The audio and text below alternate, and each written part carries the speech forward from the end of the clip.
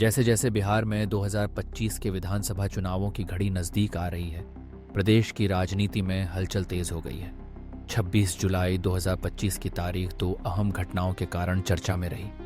पहली, केंद्रीय मंत्री और लोक जनशक्ति पार्टी रामविलास के नेता चिराग पासवान ने मुख्यमंत्री नीतीश कुमार पर बिहार की बिगड़ती कानून व्यवस्था को लेकर खुला हमला बोला। दूसरी, राज्य सरकार द्वारा सेवानिवृत्त पत्रकारों की पेंशन में ऐतिहासिक बढ़ोतरी की घोषणा की गई। चिराग पासवान ने पटना में एक प्रेस वार्ता में कहा कि उन्हें शर्म और खेद है कि वे ऐसी सरकार का समर्थन कर रहे हैं जो अपराध पर काबू पाने में नाकाम रही है। उनके अनुसार बिहार में आए दिन हत्याएं, अपहरण, डकैती और बलात्कार जैसी घटनाएं हो रही हैं, जिससे आम नागरिक असुरक्षित महसूस कर रहे हैं। हाल ही में गया में एम्बुलेंस में युवती से सामूहिक दुष्कर्म और पटना के पारस अस्पताल में दिन दहाड़े मरीज की हत्या जैसी घटनाओं ने प्रदेश में प्रशासन की निष्क्रियता पर सवाल खड़े किए हैं। चिराग ने यह भी आरोप लगाया कि कहीं न कहीं प्रशासन और अपराधियों की मिलीभगत है और यह स्थिति डरावनी बन चुकी है।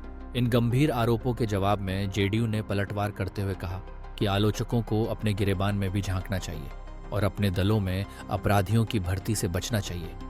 ये बयानबाजी एनडीए गठबंधन में बढ़ती दरार की ओर इशारा करती है, जबकि विपक्ष, विशेषकर राजद, इस मौके को भुनाने की कोशिश में जुटा है।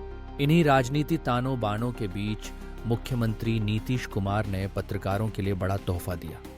बिहार पत्रकार सम्मान पेंशन योजना के तहत सेवानिवृत्त पत्रकारों की मासिक पेंशन 6,000 से बढ़ाकर 15,000 रुपये कर दी गई, जबकि मृतक पत्रकारों के आश्रितों को अब 10,000 रुपये मिलेंगे। सरकार ने इस कदम को लोकतंत्र के चौथे स्तंभ पत्रकारों के योगदान को मान्यता देने के रूप में प्रस्तुत किया, लेकिन आलोचक इसे चुनावी रणनीति से भी जोड़ रहे हैं। इन दोनों घटनाओं से स्पष्ट है कि चुनावी मौसम में एक ओर गठबंधन के भीतर असंतोष और आरोप प्रत्यारोप का दौर चल रहा है, तो दूसरी ओर सरकार लोकलुभावन फैसलों के जरिए अपने पक्ष को मजबूत करने की कोशिश कर रही है। आगामी चुनावों के मद्देनजर इन घटनाओं का असर बिहार की राजनीति और मतदाताओं की सोच पर गहरा पड़ सकता है।